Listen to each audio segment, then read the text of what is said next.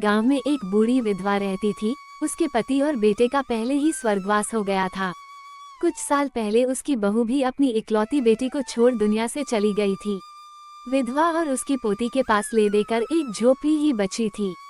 उनकी झोपड़ी के पास एक जमींदार का घर था। जमींदार अपना महल झोपड़ी तक बढ़ाना चाहता था। जब जमींदार ने विधवा से उसकी जमीन मांगी तो विधवा बहुत दुखी हो गई। वो बोलती है उसका पूरा परिवार उसे छोड़कर चला गया, अब उसके पास ये झोपड़ी ही है। जमींदार ने सारे जतन करके देख लिया, लेकिन वो नहीं मानी। फिर जमींदार ने वकीलों को पैसे देकर उस झोपड़ी पर कब्जा कर लिया। बूढ़ी विधवा पड़ोस में जाकर रहने लगी।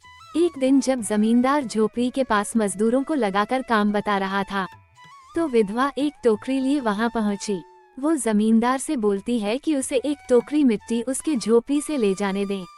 जमींदार के मना करने पर वो बोलती है कि जब से उसने ये झोपड़ी छोड़ दी है, तब से उसकी पोती खाना नहीं खा रही है।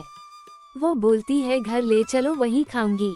मैंने सोचा अब झोपड़ी तो नहीं मिलेगी, यहाँ की मिट्टी से एक चूल्हा बनाकर रोटी बनाऊंगी तो हो सकता है मेरी पोती खाना खा ले, इसलिए मुझे एक टोकरी मिट्टी दे दीजिए।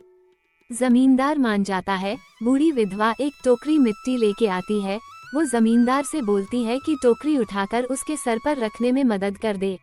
जमींदार टोकरी उठाने जाता है तो उससे वो टोकरी नहीं उठती। पूरा जोर लगाने के बाद वो जान जाता है कि इसे उठाना उसके बस की बात नहीं है। बूढ़ी विधवा बोलती है, आपसे ये एक टोकरी मिट्टी नहीं उठाई जा रही है। जरा सोचिए, ये झोपड़ी जिसमें हजारों टोकरी मिट्टी पड़ी है, उसका भार जीवन भर कैसे उठाओगे। जमींदार को अपनी गलती का एहसास होता है और वो पछतावे के रूप में वो झोपड़ी उस बूढ़ी औरत को लौटा देते हैं।